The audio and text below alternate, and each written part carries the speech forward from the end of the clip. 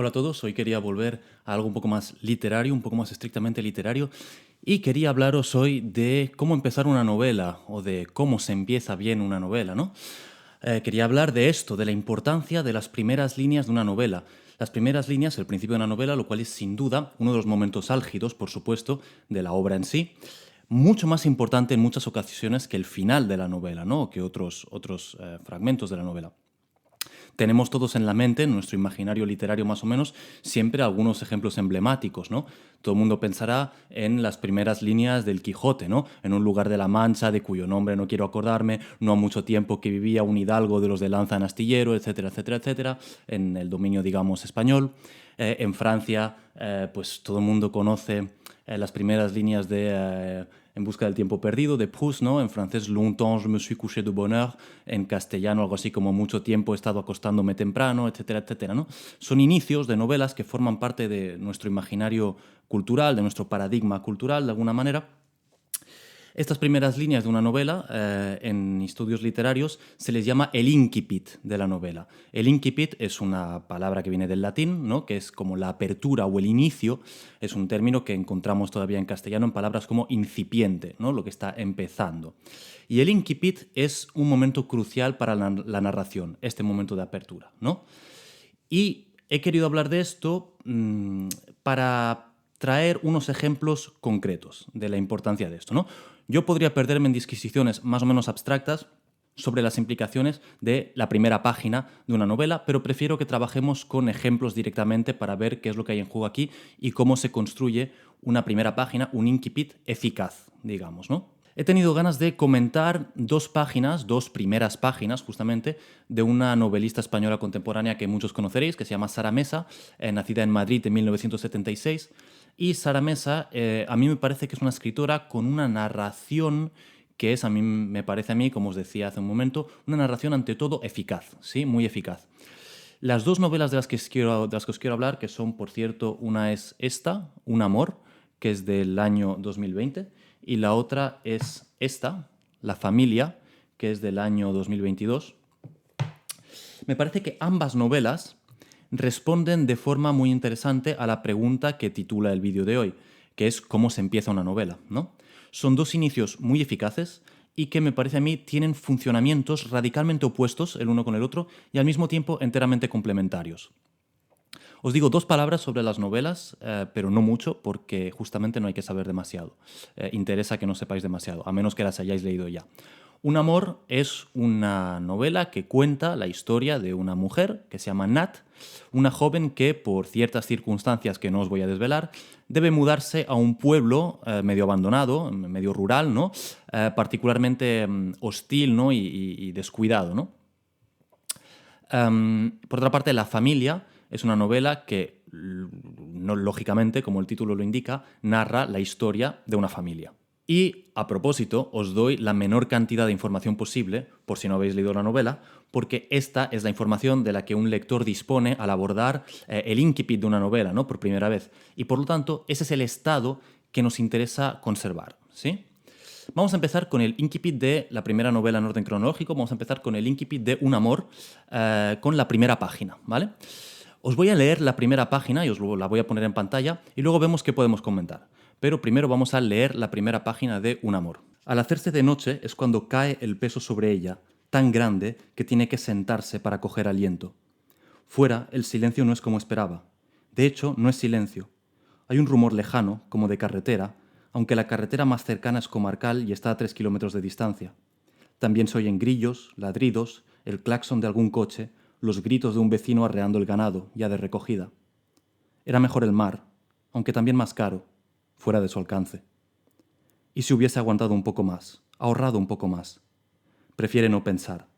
Cierra los ojos, se deja caer con lentitud en el sofá, quedándose con medio cuerpo fuera, una postura antinatural que le producirá calambre si no se mueve pronto. Se da cuenta, se tumba como puede, se adormila. Es mejor no pensar, pero los pensamientos llegan y se deslizan a través de ella, entrelazándose. Intenta que salgan a la misma velocidad con la que entran, pero se le acumulan en el interior, un pensamiento sobre otro.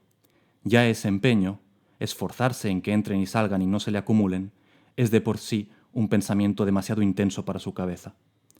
Cuando consiga el perro será más fácil. Cuando organice sus cosas y coloque su mesa y adecente los terrenos que rodean la casa. Cuando riegue, que seco está todo, y limpie, que descuidado. Cuando refresque, será mucho mejor cuando refresque. Bien, vamos a comentar esto frase por frase, de alguna manera, ¿sí? Vamos a empezar con esta primera frase. Al hacerse de noche es cuando cae el peso sobre ella, tan grande que tiene que sentarse para coger aliento. Al hacerse de noche. Lo primero que hace la narradora aquí es plantar una coordenada temporal clara. Vamos a ver cómo el universo diegético va a ir construyéndose ladrillo a ladrillo, empezando por este ladrillo temporal.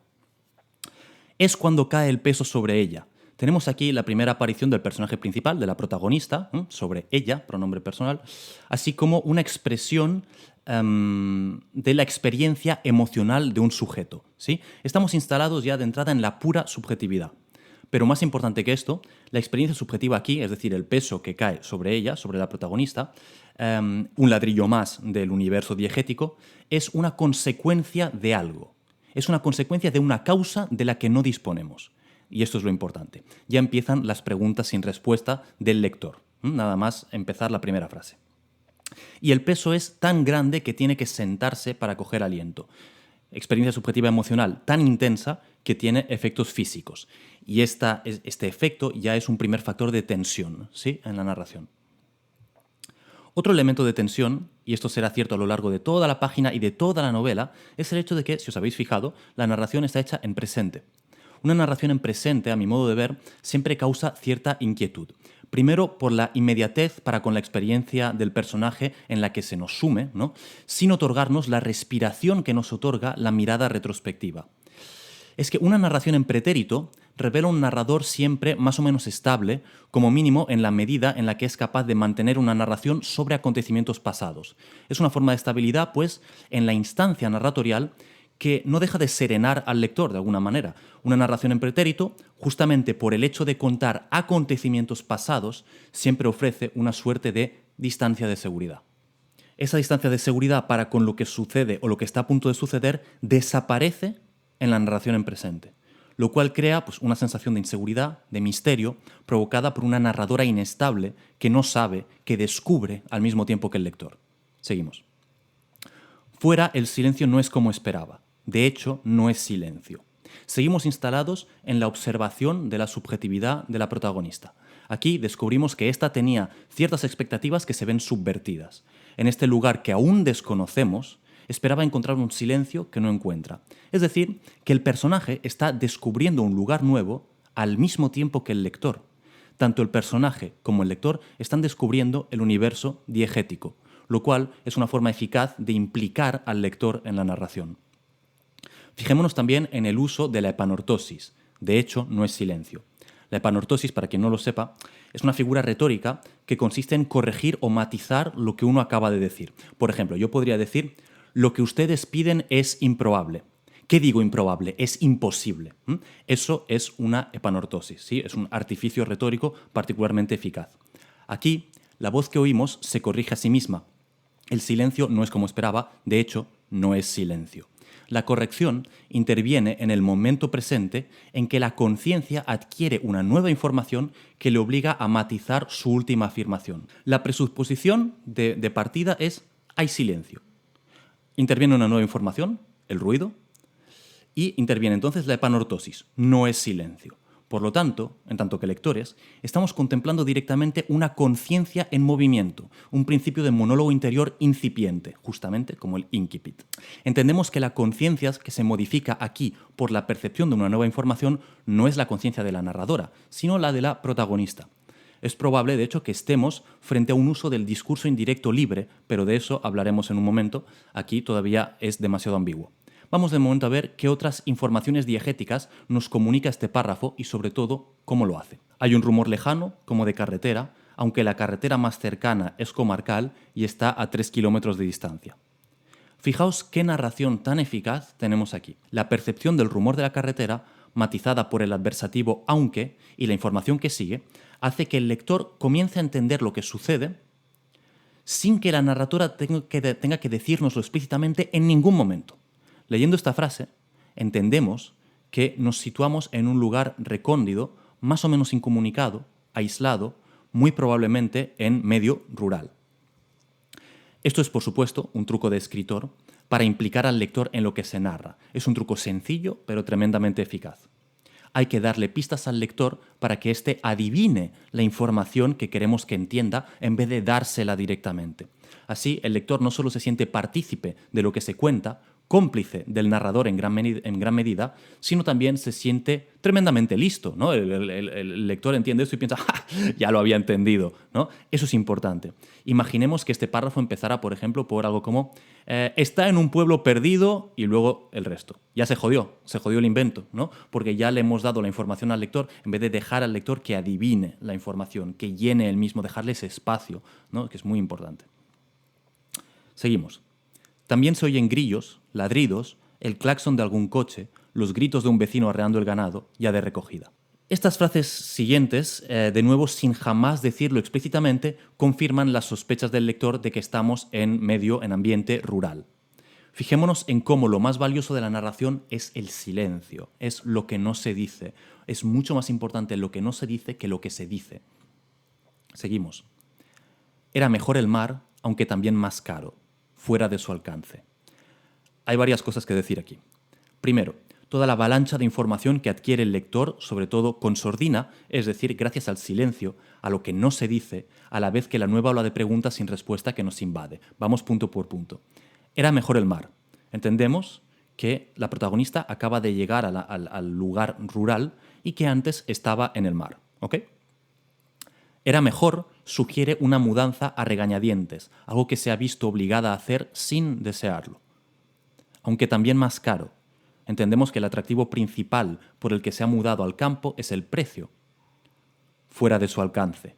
Entendemos, pues, que tiene problemas económicos. Empiezan, pues, las preguntas sin respuesta. ¿Cuáles son los problemas económicos? ¿Qué es lo que la ha obligado a mudarse aquí, a pesar de que no quería? ¿Por qué este pueblo? Y, ya proyectándonos hacia el futuro, ¿podrá soportarlo? Aquí, en términos estilísticos esta vez, nos situamos plenamente, ahora ya sin ambigüedades, en el discurso indirecto libre. Algunos os estaréis preguntando qué es el discurso indirecto libre, los que no lo sepáis, ¿no? Bueno, pues vamos allá, vamos a explicarlo. El discurso indirecto libre forma parte de los recursos narrativos de transmisión de pensamientos o palabras, esto es, del discurso, de un personaje. Estos discursos pueden transmitirse de varias maneras. Primero, existe lo que se llama el discurso directo. El discurso directo funciona de la siguiente manera, os doy un ejemplo. ¿Qué hambre tengo?, pensó Juan. Tenemos el discurso del personaje citado literalmente, con comillas. En cuanto al narrador, tenemos el verbo introductorio, ¿no? Pensó Juan, y la mención del nombre del personaje. Transmitimos directamente lo que piensa o lo que dice un personaje con todas las marcas necesarias, ¿no? Comillas, verbos, etcétera, etcétera, todo lo necesario. Después del discurso directo, tenemos el discurso indirecto. Ejemplo, Juan pensó que tenía hambre. Se transmite aquí el discurso del personaje, pero exclusivamente desde la voz del narrador. La voz del personaje desaparece aquí. Tenemos pues el nombre del personaje, el sujeto, ¿no? Juan, luego pensó que, verbo introductorio, y el discurso del personaje que aparece como proposición subordinada dentro de la oración del narrador, poniendo el verbo en pasado, puesto que el narrador se expresa en pretérito. Juan pensó que tenía hambre. ¿Sí? Y luego tenemos el discurso indirecto libre. Ejemplo, ¿qué hambre tenía? El discurso indirecto libre transmite el discurso del personaje integrando completamente su voz a la del narrador. Aquí la mención explícita del personaje desaparece, así como el verbo introductorio, y lo que en el discurso indirecto era proposición subordinada, en el discurso indirecto libre se convierte en proposición principal y única. Esta estrategia, el discurso indirecto libre, crea un efecto polifónico implícito en el texto y fluidifica al máximo la narración y las voces. Desdibuja las fronteras entre la instancia narratorial y el personaje, lo cual le da mucha fluidez a la narración y le permite al lector tener la sensación de estar penetrando en la interioridad del personaje sin barreras, sin fronteras. Porque esas barreras son justamente la puntuación, las comillas, los verbos introductorios, todo eso desaparece aquí. ¿Sí? Entonces nos introducimos en la subjetividad y en la mente del personaje sin barreras. Retengamos esto. Hay otro estilo más que es bastante más raro, bastante menos frecuente, que es el discurso directo libre. Por ejemplo, imaginemos un párrafo en el que la persona que está hablando, o la instancia que habla es el narrador, y de repente oímos «¿qué hambre tengo?», la voz de el Juan de nuestro ejemplo, ¿no? Solo que sin comillas, sin marcas de discurso indirecto de ningún tipo, discurso directo libre, sin introducción. ¿Qué hambre tengo? Es menos frecuente y en su absoluta inmediatez tiene algo menos fluido, pero más impactante. Hay un ejemplo canónico, por ejemplo, en la literatura francesa, que es el ejemplo de Stendhal en Rojo y Negro, que es ese momento en el que Julien, el protagonista, llega al seminario en el que va a entrar, ¿no? El seminario de teología, ¿no? En el que va a formarse, y tenemos un párrafo en el que el narrador describe el edificio, y por lo tanto quien está hablando es el narrador, y en plena descripción del narrador aparece la frase siguiente: «He aquí este infierno sobre la tierra del que no podré escapar». Obviamente, quien pronuncia esa frase es Julien, no es el narrador, pero se introduce en el discurso del narrador sin comillas, sin citas, sin verbo introductorio, ¡pum!, discurso directo, libre, de repente rompe el discurso del narrador, lo rompe el discurso del personaje, y produce un contraste muy, muy, muy fuerte. El estilo directo libre es menos frecuente que el indirecto libre, que es constante. Frecuentísimo el discurso indirecto libre, lo encontráis en todas partes. Pues bien, toda esta larga digresión para decir que aquí estamos plenamente en el discurso indirecto libre, es decir, en una fluidificación de la transmisión discursiva para instalarnos sin obstáculos en la subjetividad del personaje. Seguimos con el texto. ¿Y si hubiese aguantado un poco más, ahorrado un poco más? Seguimos en discurso indirecto libre, que además de las informaciones que se nos han dado antes, aquí se añade una clara dimensión de duda, de cuestionamiento e incluso de remordimiento. Parece claro que la elección del campo y el abandono del mar no es solo una elección más o menos obligada, sino claramente tomada a regañadientes. Y el discurso indirecto libre dibuja también lo que la protagonista considera como una posible insuficiencia de sí misma. Tal vez había otra opción para evitar lo que le sucede a una, pero ella fue insuficiente, no fue capaz de tomar esa decisión o de resolver el problema. De nuevo, se multiplican las preguntas sin respuesta y la tensión, que es una tensión puramente interna, que emerge en la subjetividad de este personaje a la que la narración nos da acceso, pues va aumentando también, ¿no? Seguimos. Prefiere no pensar. Cierra los ojos, se deja caer con lentitud en el sofá, quedándose con medio cuerpo fuera, una postura antinatural que le producirá calambre si no se mueve pronto. Se da cuenta, se tumba como puede, se adormila. Prefiere no pensar. Justamente, en estas líneas, la narración cierra brutalmente el acceso a la subjetividad del personaje. Cesa el discurso indirecto libre y nos vemos proyectados fuera de la interioridad de la protagonista como consecuencia de una decisión volitiva suya. Prefiere no pensar.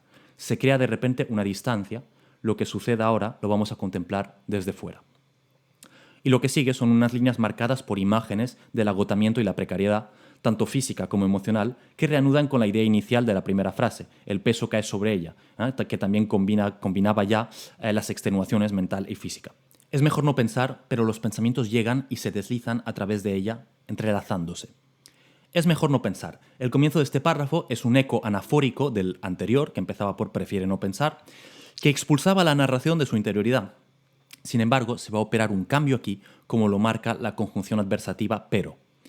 Pero los pensamientos llegan y se deslizan a través de ella, entrelazándose. Estas imágenes representan a una protagonista que no es sino sujeto pasivo. No actúa, sino que soporta. No piensa, sino que recibe pensamientos. Esta pasividad del sujeto de nuevo funciona como un eco del peso que cae en la primera línea. Y fijémonos en este campo semántico que describe la, entre comillas, actitud de los pensamientos, como si los pensamientos fueran seres vivos. Se deslizan a través de, entrelazándose. Tenemos una suerte de dimensión parasitaria de los pensamientos, aquí representados como un elemento líquido o anfibio, como serpientes o reptiles, invasores en un desorden fluido, enmarañado y fangoso. La voluntad de la protagonista falla, su único gesto plenamente volitivo hasta ahora, prefiere no pensar, fracasa, y los pensamientos regresan a su interioridad, igual que la narración también regresa a su interioridad, después de que ella tratara de expulsarnos en vano. Seguimos. Intenta que salgan a la misma velocidad con la que entran, pero se acumulan en el interior, un pensamiento sobre otro. Ya ese empeño esforzarse en que entren y salgan y no se acumulen, es de por sí un pensamiento demasiado intenso para su cabeza. Esta idea de impotencia, de debilidad del personaje, se acentúa en estas líneas. Se trata de un personaje incapaz de ejercer su voluntad, incluso su voluntad de poder, podríamos decir. Lo vemos en la combinación de elementos del campo semántico de la acumulación y la saturación, se acumulan uno sobre otro, con el de la impotencia y el agotamiento. Intenta, empeño, esforzarse, demasiado intenso, etc. Sus precarias barreras mentales han caído y, por lo tanto, vamos a ver, lógicamente, el regreso del discurso indirecto libre. Aquí lo tenemos. Cuando consiga el perro, será más fácil. Aquí lo tenemos. Volvemos a la interioridad del personaje a través del discurso indirecto libre después de su fracaso volitivo. Y aquí tenemos un nuevo aporte informativo con una estrategia narrativa de nuevo muy interesante. Aprendemos que la protagonista prevé comprar o adoptar un perro. Muy bien. Y aprendemos que, según ella, el perro facilitará las cosas. ¿Ok? Pero lo importante, una vez más, no es lo que se dice, sino lo que no se dice. Surgen nuevas preguntas sin respuesta. ¿Por qué un perro? ¿Por qué será todo más fácil? ¿Qué es lo que debe volverse más fácil? La clave, lo que crea la tensión narrativa en esta frase, es la combinación entre la fluida ambigüedad del discurso indirecto libre y la información parcial que se transmite. De hecho, es tan tremendamente parcial que revela más huecos de los que llena. Y ese es el punto importante. La paradoja de una palabra que, al aportar información, lo que hace en realidad es revelar la ausencia de información, desencubrir huecos. Imaginemos lo que un escritor más torpe hubiera hecho con esta misma idea, ¿vale? Esta misma idea que acabamos de comentar de cuando consiga el perro será más fácil. Yo he imaginado lo que haría un mal escritor y lo que me ha salido es esto que os voy a leer. Nat, así se llama la protagonista se llama Nat. Nat, que se sentía sola, quería adoptar un perro y estaba segura de que la compañía que le aportaría el animal iba a hacer que la adaptación a su nueva vida en el pueblo fuese más llevadera y agradable. Esto es lo que os propongo como escritura de un mal escritor. Comparémoslo con lo que dice Sara Mesa. Cuando consiga el perro, será más fácil. Bueno, la primera opción que propongo yo es una basura, entre otros motivos, porque lo que propone es un exceso informativo, una sobredosis declarativa. La opción de Sara Mesa es incomparablemente mejor porque oculta más información de la que desvela. Nos da apenas un elemento informativo y eso le sirve para que el lector tome conciencia, se dé cuenta de toda la inconmensurable cantidad de información de la que aún no dispone. Seguimos. Cuando organice sus cosas y coloque su mesa y adecente los terrenos que rodean la casa. Cuando riegue, que seco está todo, y limpie, que descuidado. Cuando refresque. Prosigue aquí el discurso indirecto libre, de hecho con dos incisos en discurso directo libre, que seco está todo, que descuidado, esto podría ser incluso incisos en discurso directo libre, pero en fin, globalmente prosigue el discurso indirecto libre con nuevos elementos informativos, siempre mínimos. Aún no ha instalado sus cosas, por lo tanto, entendemos que la mudanza es reciente. El lugar que él acoge es hostil, está todo abandonado y descuidado. Hace demasiado calor, lo cual refuerza la imagen del peso una vez más. Por supuesto, la desorganización del espacio aquí funciona como una exteriorización, una materialización de la desorganización de la mente de la protagonista, con sus pensamientos enmarañados. Y por supuesto, se revela aquí otra debilidad de la protagonista basada en la proyección, la incapacidad para afrontar el desorden mental proyectada en algo externo y la idea de que el orden interior se verá remedado si pone orden exterior. Y, última frase y último párrafo, será mucho mejor cuando refresque. Lo que sucede en la última frase es muy interesante. Es una repetición exacta de la última frase del párrafo anterior. En términos de significado, ambas dicen lo mismo. Pero, si habéis visto, aquí os reenvío a mi anterior vídeo, si habéis visto el vídeo anterior que hicimos con mi amigo Federico Calle Jordá, a un momento dado hablamos de, en Borges, en la obra de Borges, los diferentes sentidos, que no significados, los diferentes sentidos que adquieren las palabras repetidas, justamente por el hecho de ser repetidas, por el hecho de la repetición, que son semánticamente idénticas, pero que adquieren un sentido diferente solo por el hecho de repetirse. Aquí, la repetición es semánticamente idéntica a su primera ocurrencia, pero sugiere un sentido distinto.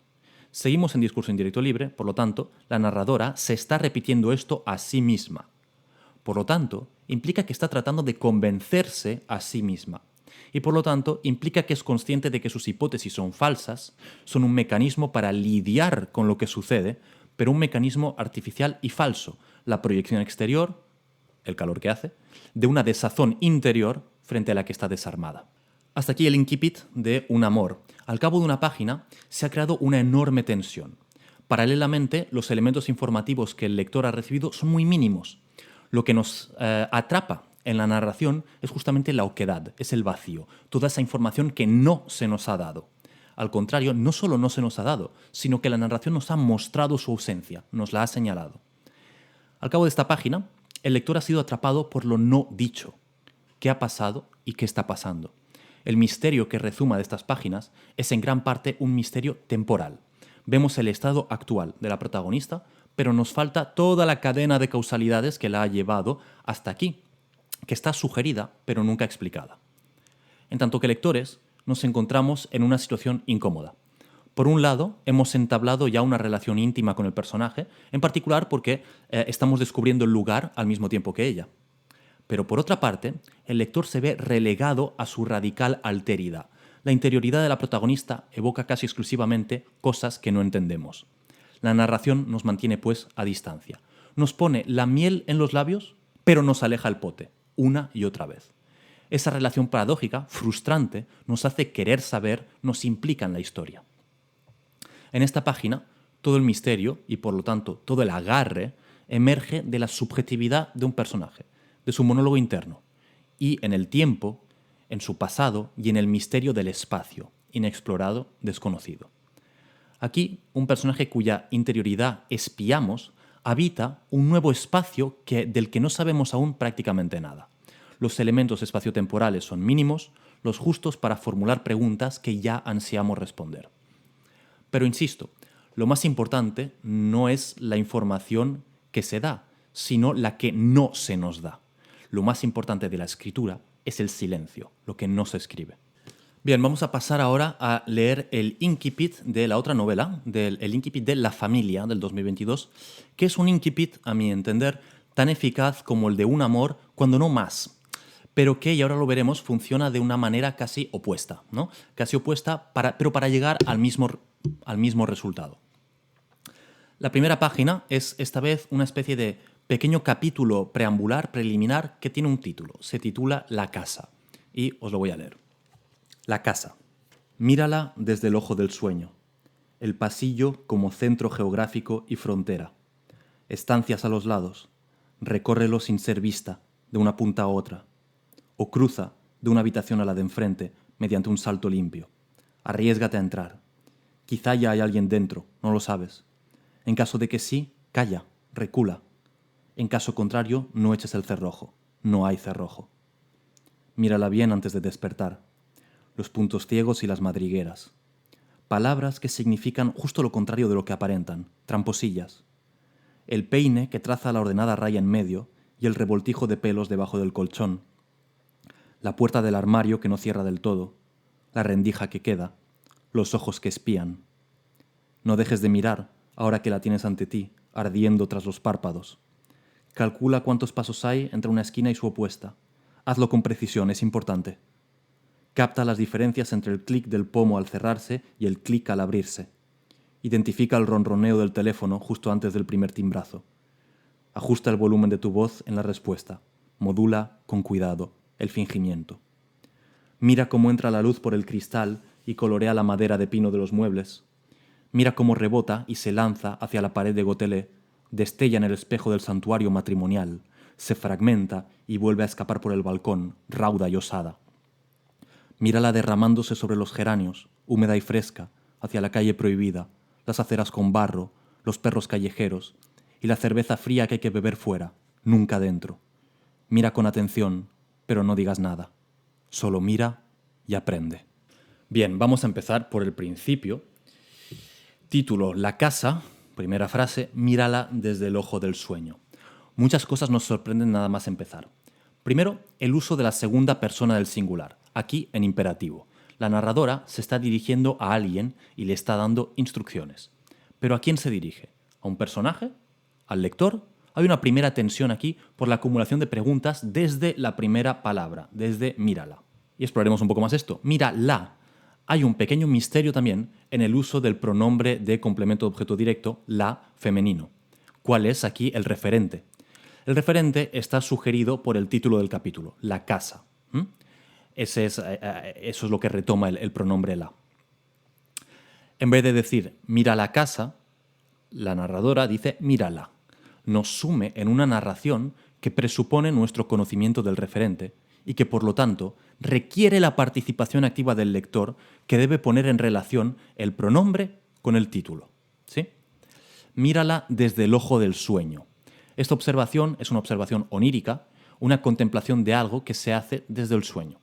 Se anuncia en estas páginas un tono contemplativo e hipnótico que va a hacer que el texto, ya lo habréis notado, se acerque a algo del orden de la prosa poética. El pasillo como centro geográfico y frontera. Me encanta esta frase, que por su averbalidad se presenta como una constatación o una toma de conciencia desde la inmediatez de una primera observación. Es una frase que propone un hermoso pensamiento sobre la espacialidad. El pasillo como simultáneamente lugar y no lugar, en tanto que lugar es un centro geográfico. Entramos en la casa y es lo primero que vemos, lo primero que pisamos. Se sitúa en el centro. Y por lo tanto sitúa al lector en una lógica no solo de observación, sino de recorrido espacial. El pasillo es centro, lugar pleno, núcleo y punto de partida. Sin embargo, es también un no lugar, en tanto que no lugar es espacio transitorio y ante todo es frontera, es decir, en latín limes, es un límite, una instancia liminal. Y como toda frontera, es al mismo tiempo lo que une y lo que separa en un mismo gesto. Aquí une y separa las estancias, lo vemos, estancias a los lados. Los lugares de vida plena, esto es, los lugares plenamente habitables, lo cual se da aquí de momento como pura potencialidad o inminencia. Cada estancia es un lugar pleno, con existencia habitable, individual y soberana, que convergen en el pasillo, que es tanto unión como separación. Esta doble dimensión del pasillo sugiere ya una tensión íntima que emana de este espacio que se nos está empezando a presentar en esta casa que empezamos a descubrir. El pasillo funciona como instancia liminal, al igual que esta escritura hecha desde el ojo del sueño, es decir, desde la observación interior, onírica, de un espacio exterior que vemos desde dentro. Igual que el pasillo, la escritura aquí es también liminal, porque a fin de cuentas, todo incipit, justamente, es el pasillo de la obra. Es el lugar por el que nos introducimos a ella y que, por lo tanto, al mismo tiempo nos une y nos separa de ella. ¿Sí? Seguimos. Recórrelo sin ser vista de una punta a otra. Recórrelo, nueva aparición del imperativo con pronombre de complemento de objeto directo, recórrelo, lo cual crea un efecto rítmico que es un ritmo onírico, un ritmo del sueño que escande nuestro movimiento, ¿no? Mírala, recórrelo, etc. Y recórrelo sin ser vista. Aquí tenemos un uso del femenino. La narradora se está dirigiendo a una mujer, a una chica o una niña. La perspectiva empieza a cerrarse, pero no se resuelve aún la ambigüedad de saber si la destinataria de esos imperativos es un personaje o es la lectora, la posible lectora. Sin ser vista. El imperativo recórrelo viene aquí acompañado de una instrucción suplementaria, el sin ser vista, que implica que la destinataria del discurso debe esconderse. Tenemos una nueva creación de tensión narrativa. ¿Por qué sin ser vista? ¿Estamos en algo lúdico, en el juego de escondite de unos niños? ¿O es que somos intrusos en esta casa? ¿O bien es que en esta casa acecha algún peligro? Pregunta sin respuesta. O cruza de una habitación a la de enfrente mediante un salto limpio. Se nos proponen dos formas de relacionarnos con esa estancia liminal que es el pasillo. Una en tanto que centro, recórrelo de punta a punta, y una en tanto que frontera, cruza de una habitación a la otra. En ambas relaciones al espacio hay que pasar desapercibido, sin ser vista o mediante un salto limpio. Arriésgate a entrar. Otro imperativo que viene a aumentar todavía más la tensión al explicitar por primera vez la idea de riesgo, de la imprecisa amenaza que acecha. Quizá ya hay alguien dentro, no lo sabes. Varias cosas aquí. Primero, lo habitable se sugiere por primera vez como potencialmente habitado.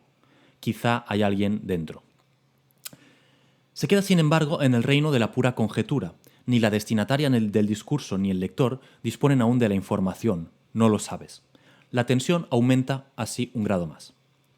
Es curioso aquí el uso del adverbio temporal ya. ¿Por qué ya? ¿Por qué no simplemente quizá hay alguien dentro? ¿Por qué quizá ya hay alguien dentro? Ese ya sugiere una inminencia cumplida o una expectativa realizada.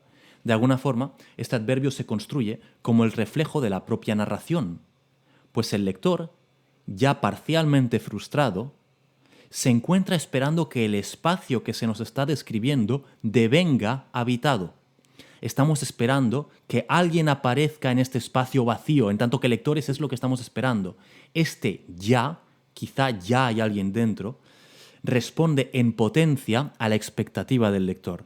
La casa es pues la novela en sí misma, en un fenómeno de discreta meta-referencialidad tremendamente sutil. El pasillo es el incipit y las estancias quizás ya habitadas son la inminencia de la narración, de lo que va a suceder a continuación. ¿Sí?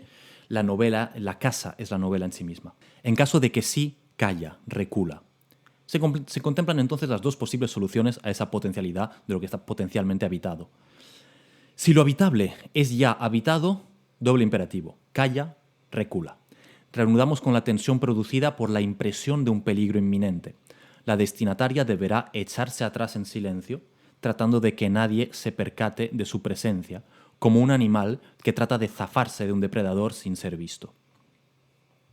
En caso contrario, no eches el cerrojo, no hay cerrojo. En estas dos oraciones encontramos un interesante fenómeno de epanortosis una vez más. Aquí usado de forma interesante. No eches el cerrojo. Corrección. No hay cerrojo. Ahí está la epanortosis. Como si nos proyectara en la inmediatez de la observación del sujeto que explora ese espacio. Primero, la decisión de echar o de no echar el cerrojo. Segundo, la constatación de que en realidad es un falso dilema porque no hay cerrojo. El efecto aquí es acercarnos prodigiosamente a la narración al implicar directamente al lector en el ritmo de lo narrado. Por lo demás, esa falta de cerrojo en las habitaciones propone un grado más de tensión.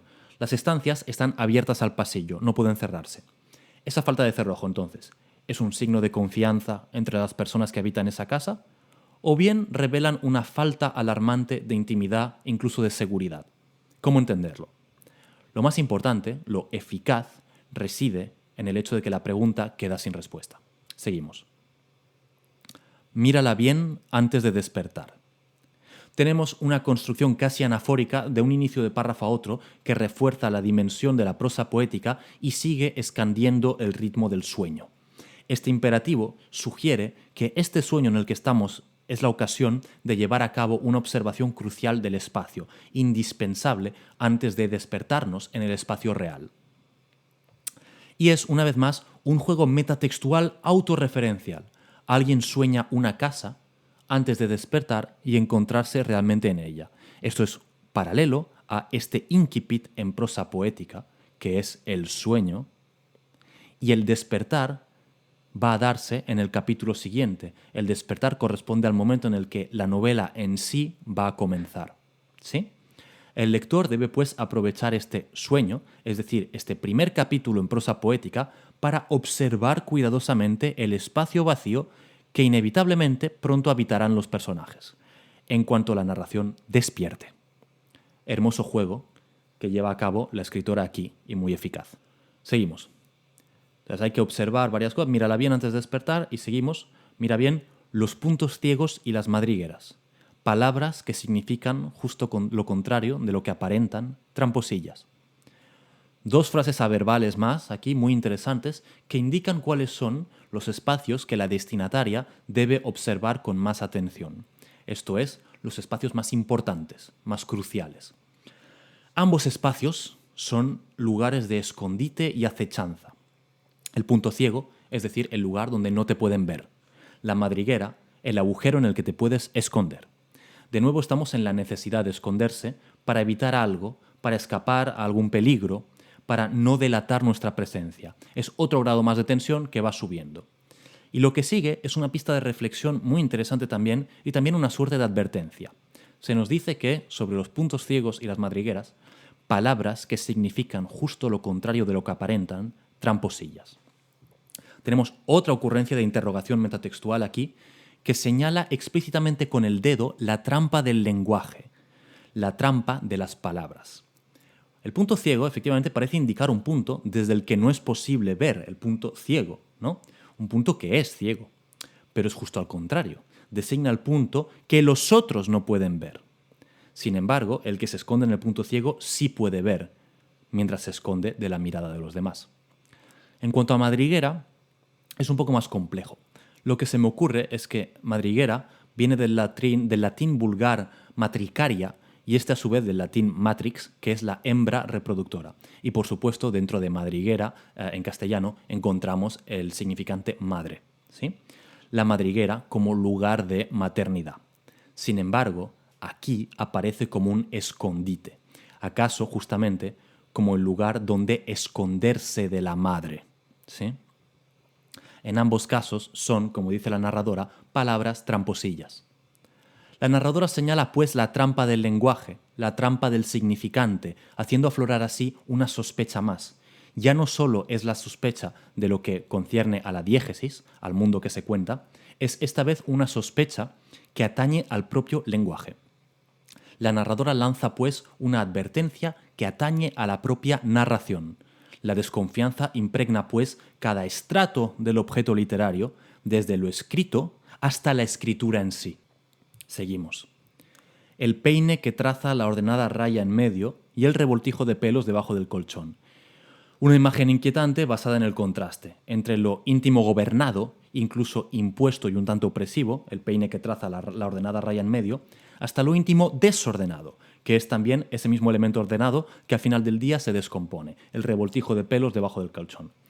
Todas estas indicaciones parecen cada vez más sugerir la experiencia de un niño, el niño al que los padres peinan con la raya en medio y esos mismos pelos que luego se acumulan por la noche debajo del colchón.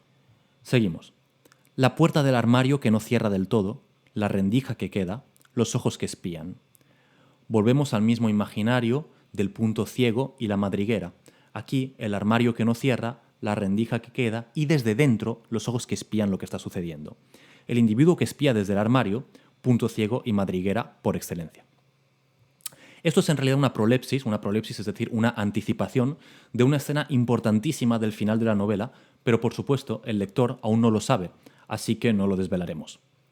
Nos quedamos simplemente aún, una vez más, con el aumento de la tensión y la inquietud y con la acumulación de preguntas sin respuesta. No dejes de mirar ahora que la tienes ante ti, ardiendo tras los párpados. De nuevo una construcción anafórica en los inicios de párrafo y de nuevo el imperativo que insiste en la observación atenta y concentrada, de nuevo la idea de una visión interna, esto es preliminar como hemos visto.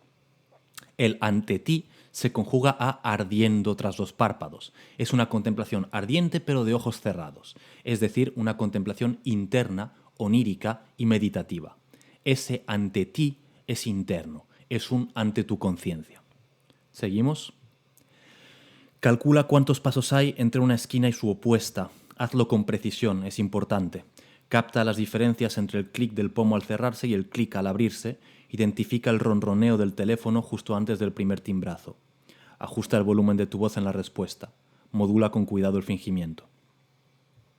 Tenemos aquí una serie de instrucciones dadas por la narradora a la destinataria en una sucesión de imperativos. Una serie de instrucciones destinadas a una observación extremadamente precisa del lugar, acompañadas de una críptica advertencia. Hazlo con precisión, es importante. Cada elemento cotidiano, banal, de la vida en esta casa se reviste aquí de inquietud.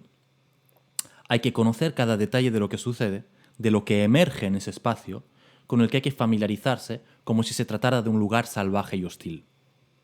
La narradora parece dibujar aquí una serie de observaciones necesarias a la supervivencia en este entorno que se nos está presentando.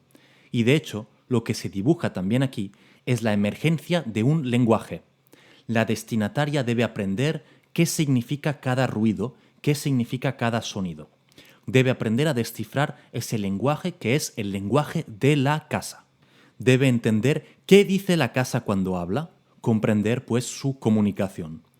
Es decir, que vemos aquí a la casa erguirse plenamente como un personaje, de hecho el primer personaje que nos presenta la novela. Y es crucial que la destinataria maneje ese lenguaje para poder integrarse en ese mundo, en esa criatura en la que se ha convertido la casa, con el fin de poder, ante todo, simular su pertenencia a ese mundo y, por lo tanto, sobrevivir. Modula con cuidado el fingimiento. La narradora deberá aprender a habitar ese espacio, es decir, que deberá aprender a hablar el idioma de la casa. Seguimos.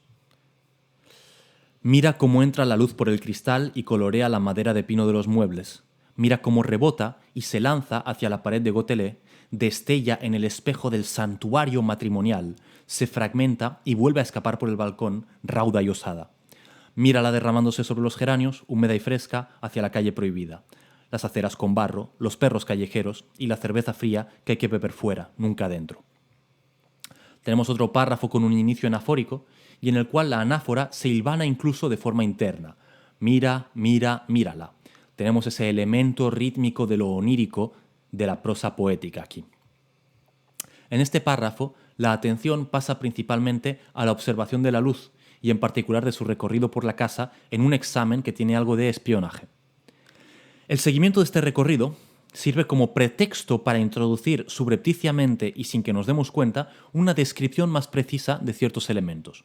Muebles de pino, pared de gotelé, que ya sugiere cierta particularidad cronológica, puesto que el gotelé hoy en día ya pocas veces se hace, y un balcón con geranios.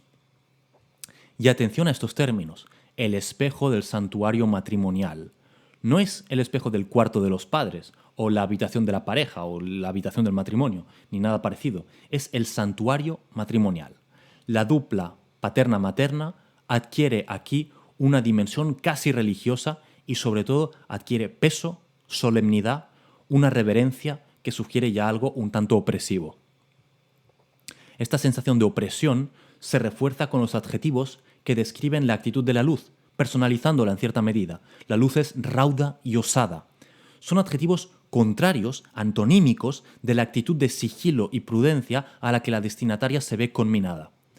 Y de nuevo, la sugerencia de opresión se refuerza una vez más con la observación de lo que hay fuera de la casa, en el primer momento del texto en el que salimos de este espacio, pero que observamos obviamente desde la casa, produciendo así una impresión de encierro. Hablamos de la calle prohibida, el lugar al que no se permite ir, y de la cerveza fría que hay que beber fuera, no dentro. Interesante aquí el uso de hay que es en castellano la expresión de una obligación impersonal, contrariamente a tener que. Es un uso interesante.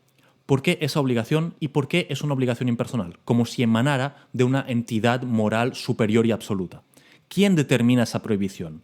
¿Por qué motivo la cerveza solo se puede beber fuera y nunca dentro?